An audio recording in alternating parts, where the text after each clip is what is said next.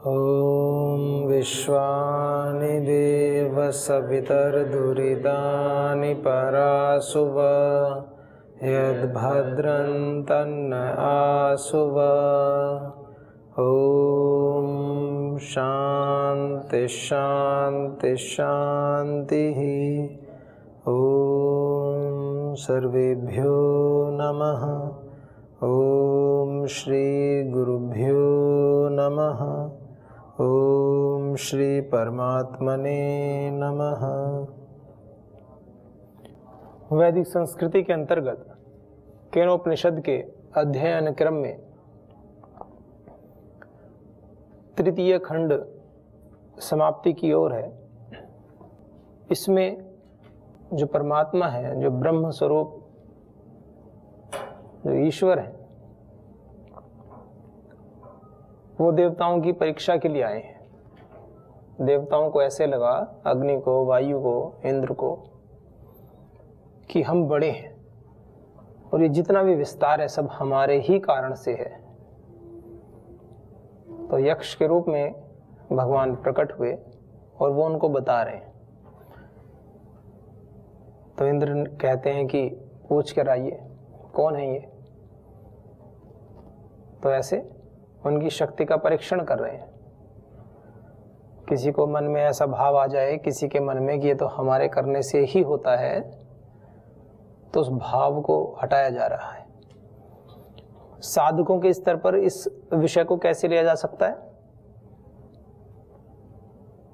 कभी कभी जब हम अच्छी स्थिति को प्राप्त कर रहे होते हैं तो हमारे मन में कभी कभी अहंकार आ जाता है कि ये तो मेरे करने से हो रहा है, मेरी स्थिति अच्छी हो रही है, उन्नत हो रही है, मैं अच्छे पुरुषार्थ कर रहा हूँ, अच्छे पुण्य कर्म कर रहा हूँ, तो केवल मेरे कर्मों का ही फल मुझे मिल रहा है। तो ये भाव हटाना चाह रहे हैं। कह रहे हैं कि ईश्वर की कृपा भी है आपके ऊपर, ऐसा बता रहे हैं। ईश्वरीय कृपा के बिना संभव नहीं है।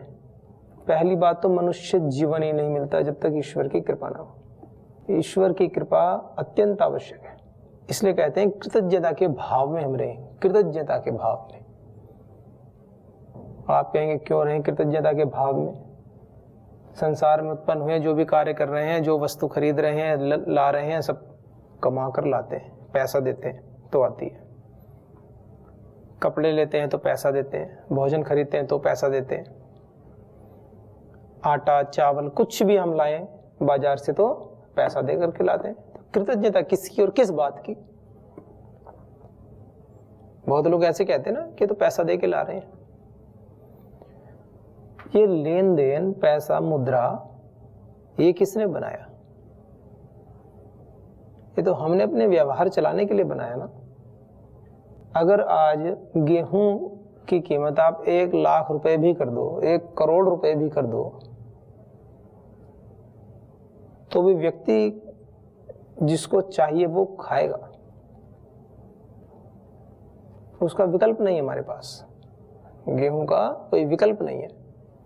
धान्य के क्षेत्र में नहीं कह रहा हूं कि हम चावल खा के रह लेंगे, मैं गेहूं की बात कर रहा हूं, अन्न की।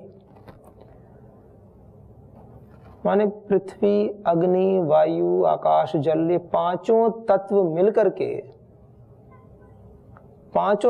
मिलकर के जिस अन्न के एक दाने का निर्माण करते हैं, समय काल को भी लगाइए आप, काल की अपेक्षा भी है, उसका कोई मूल्य दे सकता है क्या?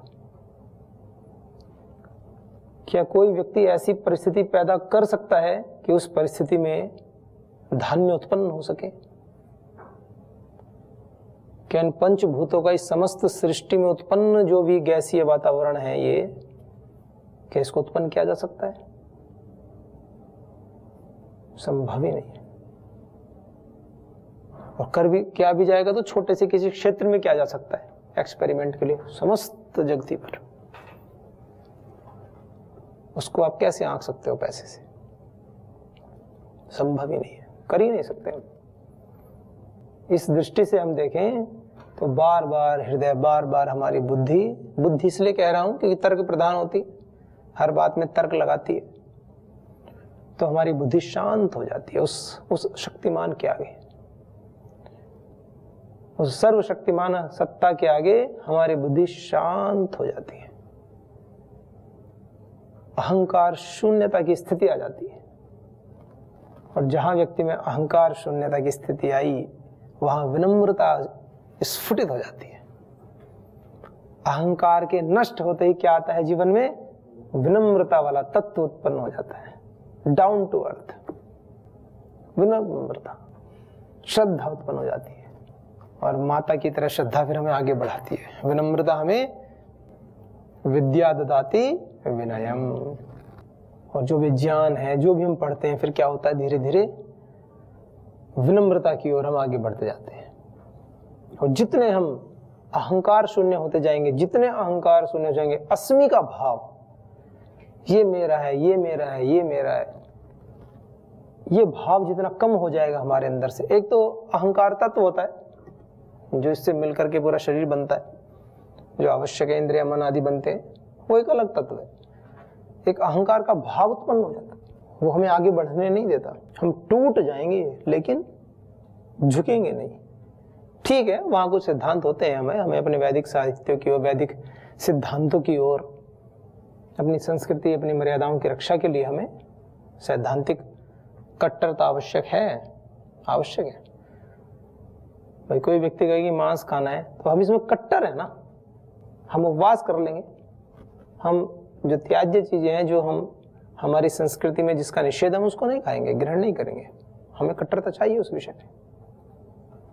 कोई हमसे कहे कि आप अपनी जो वैदिक पद्धति है, इससे जीवन जीना छोड़ करके किसी दूसरी पद्धति को अपना लो, तो हम कट्टर है ना, हम नहीं छोड़ेंगे। भाई जो शाश्वत परंपरा चली आ रही है, उसको हम क्यों छोड़ें और किसी को क्यों अपनाएं? जब हमारी 200 करोड़ वर्षों से ऋषियों की, और उससे पहले भी अनादिकाल से सृष्टि का क्रम तो चला आ रहा है, एक ऐसा दिव्य पथ है, उसको क्यों छोड़ दें? कुछ चीजों में तो सैद्धांतिक कट्टरता आवश्यक है, रहनी चाहिए, उसका निषेध नहीं है। तो बात क्या चल रही है? बात ये चल रही है कि जब जीवन में विनम्रता का तत्व प्रस्फुटित हो जाता है, तो हमारा सहज आरोहण प्रारंभ हो जाता है। और विनम्रता अपने साथ धैर्य को लेकर आती है, या यूं कहो, धैर्य वाला व्यक्ति विनम्र हो जाता है, या विनम्रता धैर्य को भी लाती है। और धैर्य धर्म का पहला लक्षण है। तो आप धीरे धीरे धार्मिक बनने शुरू हो जाते हैं। शुभ गुणों की एक विशेष बात है, शुभ गुण कभी भी अकेले नहीं आते। जैसे परम पूज्य श्री स्वामी जी महाराज है, वो कहीं जाएं तो अकेले थोड़ी जाते हैं, उनके साथ पूरा एक साथ में चलते हैं व्यक्ति। प्रधानमंत्री, राष्ट्रपति कहीं जाएं तो अकेले थोड़ी जाते हैं, उनके साथ में पूरा पैनल चलता है। तो ऐसे ही जो शुभ गुण होते हैं, हम तो देखते हैं ना, जैसे परम पूज्य श्री स्वामी जी कहीं शिविर से जैसे ही निकलते हैं, मंच से नीचे आते हैं, तो लोग घेर लेते हैं, इतनी बातें पूछते, जहां भी जाते हैं वहां घेर कर खड़े हो जाते हैं, पूछते हैं, कुछ बातें बताएं, ना भी हो तो कोई दर्शन के लिए। ऐसे दर्शन करना तो देखने के अर्थ में भी आता है, महाराष्ट्र में और कई जगह तो दर्शन करने का अर्थ होता है पैर छू करके नमस्ते करना, उसको बोलते हैं दर्शन ले लो, ऐसे बोलते हैं। तो कुछ दर्शन आंखों से देखने के लिए भी, कुछ पैर छूने के लिए भी, ऐसे। तो शुभ गुण जो होते हैं ना, वो अकेला गुण कभी नहीं आता है, वो अपने साथ में आनुषांगिक बहुत सारे गुणों को ले आता है, हमें पता नहीं चलता। तो जीवन में 2 प्रकार की धाराओं को बताते हैं ऋषि, गुरु, मार्गदर्शक जो होते हैं हमारे गुरुजन, 2 प्रकार की धाराओं को बताते हैं।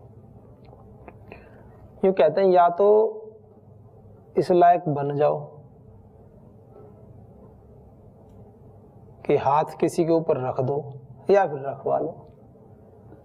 या तो हाथ रख दो या रखवा लो। इसका मतलब क्या है? मतलब या तो स्वयं इतने बड़े हो जाओ भाई, फिर आपको किसी को कहने की आवश्यकता ना पड़े, आप ही इतने बड़े बन जाओ कि आप ही लोगों को प्रकाशित करते रहो, आप ही सबके ऊपर हाथ रखते रहो, ऐसे। या अभी ऐसा लगता है कि अभी थोड़ा समय है बनने में, तो जो गुरुजन है, जो इस समर्थ हो चुके हैं, जिन्होंने इतनी सामर्थ्य का अर्जन कर लिया है, उनका हाथ अपने ऊपर रखवा लो। ये 2 धारा ही ठीक है। तीसरी धारा वाला जो है ना, जो ना तो अपना ही रखे ना किसी का रखवाए, वो फिर पता नहीं कहाँ जाता है। मतलब जो स्वयं भी विद्वान ना और किसी विद्वान की माने भी ना, तीसरी वो कैटेगरी है। हाथ रखवाना और रखने का मतलब ये है जो स्वयं तो विद्वान होना और दूसरे विद्वान की बात माने ना, उसकी कोई गति नहीं है, ये कहा जा रहा है। तो विनम्रता दोनों ही चीजों में आवश्यक है, हाथ रखने में भी आवश्यक है और हाथ रखवाने में भी आवश्यक है। तो अपने जीवन में जब हम इन तत्वों को धारण कर लेते हैं तो मार्ग का आनंद बढ़ जाता है। और जो शुभ गुण जब गुणों को लाते हैं साथ में धीरे धीरे तो हमारा संपूर्ण व्यक्तित्व ऐसा प्रकाशित हो जाता है, आलोकित हो जाता है, आभा मंडल से युक्त हो जाता है। हमें पता चले ना चले, हमारे पड़ोसियों को पता चलने लगता है, हमारे आसपास के व्यक्तियों को पता चलने लगता है, हमारे संबंधों में मधुरता आने लगती है।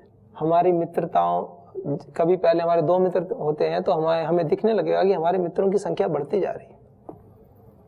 हम जिससे बात करना चाहते हैं तो अन्यों को लगेगा कि हाँ थोड़ी देर और बात कर लेंगे। उनकी उपस्थिति हमें गौरवान्वित करती है, उनकी उपस्थिति हमें अपनी ओर आकर्षित करती है। और यह एक सहज और स्वाभाविक प्रक्रिया है।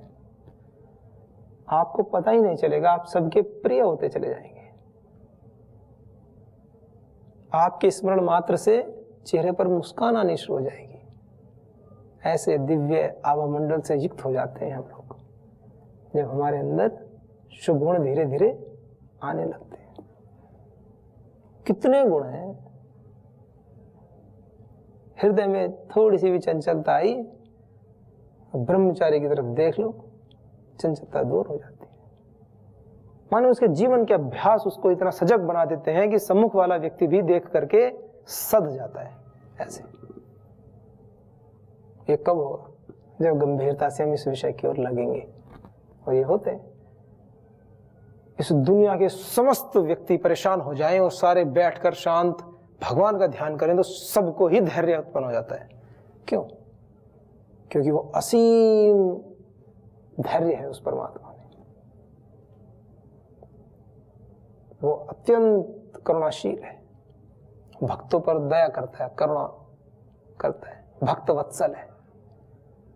तो इस समस्त ब्रह्मांड के सारे ही, यहां भी और कहीं भी जहां सृष्टि है, जहां जहां सृष्टि है, सारे लोग एक साथ बैठ करके भी अधीर होकर के बैठ जाएं धैर्य की प्राप्ति के लिए, तो भी उनको सबको धैर्य प्राप्त होगा। ये सत्य है, क्योंकि उसके पास कमी नहीं है, वो है ही ऐसा। समाधान जब हम बनते हैं, और समाधान बनने के लिए ऐसे समाधान नहीं बना जाता, बड़ा तप चाहिए। समस्या तो सब बने हुए हैं ही, कोई ना कोई किसी ना किसी प्रकार से दूसरों को समस्या देता ही रहता है, पता ही नहीं चलता हमें। कुछ तो ऐसी बेहोशी में चलते हैं, ऐसे जा रहे हैं चलते हुए, पास में कोई बैठा, उसके पैर लगे ठोकर जोर से, और इतने बेहोशी में चलते हैं मुड़ के भी नहीं देखेंगे कि ठोकर लगी है किसी के, कहाँ लग गई, क्या गिर गया, पता ही नहीं है। जा रहे हैं तेजी से, किसी का हाथ लग गया इधर, यही पता भी नहीं चलता। एक तो होता पता चल गया हो फिर भी ना देखे, एक होता उसको पता ही नहीं है कि मेरा हाथ लगा है, पैर कहीं लग रहा है। ऐसे बेहोशी में जीवन जीते, ऐसे जीवन नहीं जीना, सजग होकर के। हमारी उपस्थिति से भी किसी को कष्ट हो तो उस बात को भी हम महसूस कर सकें, इतना संवेदनशील जीवन होना चाहिए। संवेदनाओं का स्तर ऐसा होना चाहिए। अब आप कहेंगे कि भाई कोई व्यक्ति बैठकर योग प्राणायाम कर रहा है, आसन कर रहा है, और एक व्यक्ति लेट रहा है, और उसको तो कष्ट होगा कि भाई वो खटपट कर रहा है। ऐसी वाली संवेदनाओं की चिंता नहीं करनी। शुभ, वेद विहित, विधान संबंधी, ऐसे कैसी संवेदनाओं की चिंता करनी है? जो वेद विहित हो, अच्छी बातों की।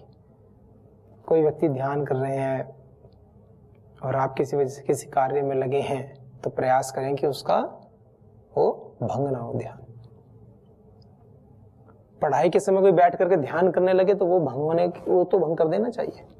उसको बोलो भाई पढ़ाई के समय पढ़ लो, ध्यान के समय ध्यान कर लो। वो विधि में नहीं आया फिर, है ना। आप लोग सोच रहे होंगे तो ध्यान भंग करने की बात कह रहे, वो कुछ बातें ब्रह्मचारियों की दृष्टि से, छात्रों की दृष्टि से बतानी पड़ती है ना। कभी कभी क्या होता है, पढ़ाई का समय है, याद नहीं है, पाठ लीजिए, हम आज ध्यान करेंगे, हम आज मन नहीं है, तो वो वाला ध्यान पढ़ाई के लिए है, पढ़ाई से बचने के लिए है वो ध्यान, वो भगवान जी का ध्यान नहीं है। कक्षा में डांट ना पड़े इसलिए वो बहाने वाला है। तो बात कहने की इतनी ही है, आप समझ ही रहे हैं जो बताना चाह रहा हूं। विधि पूर्वक जो कार्य है उसमें कोई संकोच नहीं होना चाहिए, सैद्धांतिक स्पष्टता होनी चाहिए, पथ पर निरंतर गति होनी चाहिए। अहंकार शून्यता से ये सारी बातें स्वतः सिद्ध होने लगती हैं, ये बताना चाह रहा हूं मूलतः। अगर हमारे अंदर अहंकार शून्यता का भाव धीरे धीरे उत्पन्न होने लगे, एकदम से तो उत्पन्न होगा नहीं कि आज तो हम बहुत अहंकारी हैं और एकदम से बस ऐसे चुटकी बजाई और आज से अहंकार शून्य हो गए। हाँ, प्रयास इसी क्षण से किया जा सकता है अहंकार शून्यता का, उसमें कोई बात नहीं है। लेकिन परिस्थिति आती है, विचित्र विचित्र सी आएंगी। अभी तो आप कहेंगे हाँ सब अहंकार शून्य ही है, लेकिन जब परिस्थितियां बनती है ना तब पता चलता है कौन कितना अहंकार शून्यता की स्थिति में है। अनुकूल निमित्त मिलने पर पता चलता है, अनुकूल आलंबन जब उपस्थित होता है तब हमें पता चलता है कि हमारी स्थिति क्या है। ऐसे तो सारे ठीक है, जब तक कोई विपत्ति ना आए तब तक तो सभी बहादुर है, जब तक शेर सामने दिखाई ना दे तब तक तो सभी वीर हैं। फिर शेर की आंखों में आंख डाल करके जो खड़ा हो जाए फिर तब पता तो तब चलता है कौन बहादुर है। और उसके भी अंदर भय ना हो, आंख में आंख तो डाल दी और अंदर भय भी ना हो। मतलब कमजोर ब्रह्मचारी उनके लिए नहीं कहता मैं बात, कमजोर व्यक्ति नहीं, मतलब शरीर से भी तगड़ा हो, ज्ञान पूर्वक हो, जिसके अंदर इतना सामर्थ्य हो कि यहाँ शेर भी है तो उसको एक बार मुकाबला किया जा सकता है, जिसने प्रशिक्षण लिया भी हो, ऐसा भी होना चाहिए। कुछ हाथ में कुछ हथियार वगैरह कुछ हो ताकि दूर भगाया भी जा सके। ऐसे नहीं कि उधर जाओ अखाड़े में जाकर के सीधे ऐसे ही, फिर क्या होगा क्या होगा, शेर करेगा क्या करेगा, वो जो भी होगा वो देख लेगा। तो है ना, एक जंगल में एक व्यक्ति था, उससे कहा कि आप भी जंगल में जा रहे हो, शेर भी जा रहे हो, आगे क्या होगा? क्या होगा जो, हाँ आगे क्या करोगे? मैं क्या करूंगा, जो करेगा शेर ही करेगा। ऐसे हम बच्चों से पूछते हैं प्रश्न ऐसे कि जंगल में जा रहे हो आप, और IQ के क्वेश्चंस होते हैं ना, ऐसे जब इंटरव्यू होते हैं छोटे बच्चों के तो उनसे प्रश्न पूछते हैं ऐसे कि आप जंगल में जा रहे हो और आपको शेर मिल जाए, ब्रह्मचारी को शेर मिल जाए बीच जंगल में, तो बताओ ब्रह्मचारी भागेगा या शेर भागेगा? तो कुछ बच्चे तो एकदम से जैसे इस भाव से पूछते हैं ना, उससे बताओ ब्रह्मचारी भागेगा या शेर भागेगा? तो बच्चे कहेंगे शेर भागेगा। तो कुछ जो समझदार से होते हैं वो कहेंगे ब्रह्मचारी भागेगा। फिर और जो अत्यंत समझदार होते हैं वो कहते हैं जी दोनों ही भागेंगे। तो मैं पूछा एक से कैसे भागेंगे? कह रहे पहले ब्रह्मचारी भागेगा, उसके पीछे फिर शेर भागेगा। तो इससे क्या है, बच्चे का थिंकिंग प्रोसेस पता चलता है कि वो किस लेवल पे सोच रहा है। वो कहता है कि पहले ब्रह्मचारी भागेगा और फिर उसके पीछे शेर भागेगा, तो दोनों ही भागेंगे। तो ऐसे व्यक्ति का इन प्रश्नों के उत्तर क्या होता है वो तो आपके ऊपर निर्भर करता है। परिस्थिति के अनुसार व्यक्ति अपनी बात को जस्टिफाई कर सकते हैं, उसमें कोई बात नहीं। सभी प्रश्न ठीक होते हैं, IQ लेवल के जो प्रश्न होते हैं अधिकांश वो ठीक होते हैं यदि व्यक्ति उसको जस्टिफाई कर दे, वो इसीलिए तो होते हैं। फिर वो उसके पीछे अपना कारण बताएगा कि मैं ऐसा उत्तर क्यों दे रहा हूं, तो वहां से पता चलता है व्यक्ति के सोचने का तरीका क्या है। वो गिलास वाला कि आधा खाली है और आधा भरा हुआ है और पूरा ही भरा हुआ है, ऐसा होता है। आधा पानी गिलास में रखो तो एक कहेगा कि आधा भरा हुआ है पानी से और आधा खाली है, एक कहेगा आधा खाली है, एक कहेगा कि भरा हुआ है आधा पानी से और आधा हवा से। तो ये प्रोसेस होता है, थिंकिंग प्रोसेस, कि व्यक्ति पॉजिटिव कितना सोच रहा है। वो खाली पे ध्यान नहीं दे रहा है, वो भरे हुए पे ध्यान दे रहा है। वो देख रहा है कि अंधकार में प्रकाश की संभावनाएं कितनी है। जिसको हम खाली देख रहे हैं वो ये देख रहे हैं यहाँ भी हवा तो है, ये हवा से भरा हुआ है, नीचे पानी। माने जहां हमारी सोचने की क्षमता समाप्त हो रही, जहां हमें विकल्प दिखाई नहीं दे रहे हैं, तो ऐसे उत्तरों से पता चलता है कि इस व्यक्ति की सोचने की क्षमता अच्छी है। ये व्यक्ति विपरीत परिस्थितियों में भी समाधान की ओर बढ़ता है। ऐसे प्रश्नों से व्यक्ति की क्षमताओं का पता चलता है कि ये प्रगतिशील विचारधारा का व्यक्ति है या एक सामान्य सोच रखता है। तो जब अच्छे अच्छे गुण आते हैं, ये सब बातें तो चलती रहेंगी हमारे जीवन में और सभी के जीवन में, चाहे आध्यात्मिक पथ के साधक हो। जब ये साधकों की बात कही जाती है ना, तो कुछ लोगों को लगता है कि कोई एक विशेष प्रजाति की बात चल रही है, कोई विशेष, जैसे आप लोग बैठे तो कुछ लोग सोचते होंगे ये भी एक विशेष प्रजाति तो है, लुप्त होती प्रजाति, जिसको परम पूज्य श्री स्वामी जी ने अब झंडा गाड़ दिया, अब तो कर दिया कि अब तो विलुप्त थोड़ी होगी, अब तो सबके सामने प्रकाशित कर दिया इस प्रजाति को। नहीं तो कोई कहीं बैठ के कर रहा है। और इसका, इस शिक्षा का जो हम पढ़ते भी है ना, इसका भी एक पूरा व्यवसायीकरण हो गया कि बस पढ़ाई करो, पुरोहितगिरी करो और फिर अपना घर परिवार चलाओ। मतलब पढ़ लिख करके सारा फिर संन्यास आश्रम में प्रवृत्त होकर के सन्यासी बन करके समाज के उपकार के लिए जाना, ऐसे तैयारी के साथ में, तो बड़ी विरली, बहुत ही एक दो कहीं मिलते होंगे उदाहरण, है नहीं ऐसे। शिक्षा तो है ही, ऐसा नहीं कि शिक्षा नहीं है, लेकिन वो शिक्षा फिर इस पर्पज के लिए नहीं है कि 100% देश धर्म संस्कृति के लिए, और ऐसे पहले आए ही इस भावना से कि हम जो भी गुरु कहेंगे वो करेंगे, फिर गुरुजन जो भी कहें। माने अपने मन को नियंत्रित करके गुरु आज्ञा में जीना अपने आप में जीवन का, माने जीवन की सफलता मानता हूं इसको। पहली सफलता तो यही हो जाती है जब हम अपने समस्त विकारों को, समस्त मनोभावनाओं को हम तिरोहित कर देते हैं। ये बड़ी विजय है, छोटी विजय नहीं है। अपने संकल्प से अपने पुराने अभ्यासों को एक साइड कर देना छोटा काम नहीं है। लेकिन हाँ, सब करते हैं ऐसे, तो हमें ऐसा लगता है कि चलो ये तो सहज होता जा रहा है। ये बड़ी बात है। पुराने अभ्यासों को एक किनारे लगा करके गुरु आज्ञा में जीना, ये जीवन का बहुत बड़ा सौभाग्य है, सौगात है, और हम सब इसको स्वीकार कर रहे हैं, अच्छी बात है। तो धीरे से क्या होता है, जब हम इस पथ पर आगे बढ़ते हैं, धीरे से स्वीकार करके बस इसमें अहंकार शून्यता को और ले आओ, विनम्र हो जाए। विनम्रता की, सहनशीलता की परिभाषाओं के विषय में बताते हैं। एक ब्रह्मचारी जी ने पूछा एक दिन परम पूज्य श्री स्वामी जी से, गुरु जी महाराज आदि सभी थे, कि ये सहनशीलता में जो है ना, ये कितना सहना होता है, सहना कितना? भाई सहे जा रहे हैं, सहे जा रहे हैं, सहे जा रहे हैं। घर परिवार में भी होता है, कोई कष्ट दिया जाता है तो दिए ही जाता है, दिए ही जाता है। दूसरा सहे जाता है तो सहन करता ही जाता है, करता ही जाता है। तो कहते हैं गुरुजन कि यदि सहनशीलता, सहन करना शब्द का आप प्रयोग करते हैं, तो उसमें से कितना हटा दो। अब सहन कर रहे तो वो सहनशील बनो, बस फिर कितने से क्या मतलब है। पृथ्वी माता है, कितने वजन रखते रहो, सहनशील है। सहनशीलता का गुण ऐसा है, उसमें से कितना हटा दो फिर बस। फिर कितने के साथ में सहनशीलता नहीं होती, शर्तों के साथ सेवा नहीं होती। ऐसे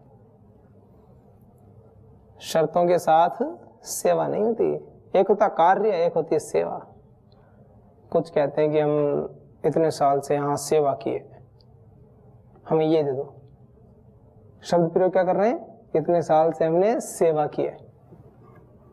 सेवा की है तो सेवा का फल तो ईश्वर देते ही है ना। और सेवा फल प्राप्ति के लिए सेवा नहीं की जाती। सेवा तो एक धर्म मान करके की जाती है। सेवा नाम ही कितना सुंदर है ना, सेवा।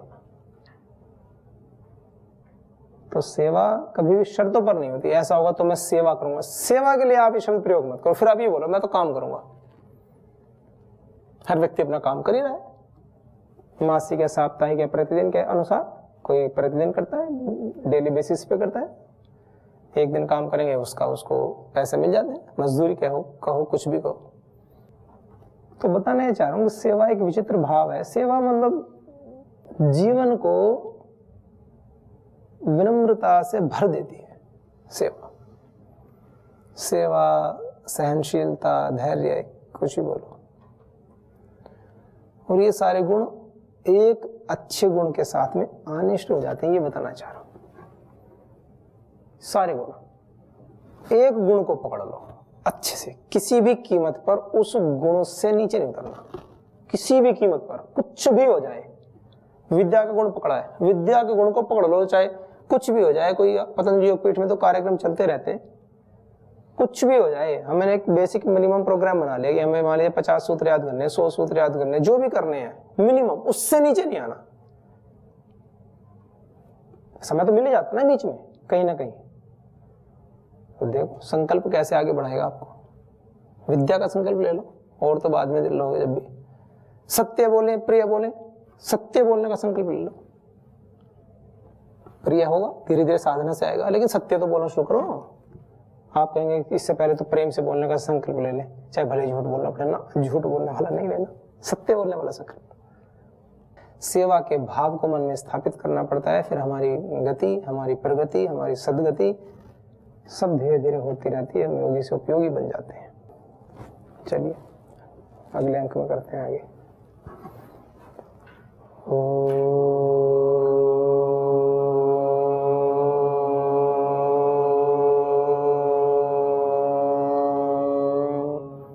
शांति शांति शांति। ओम सर्वेभ्यो नमः। ओम श्री गुरु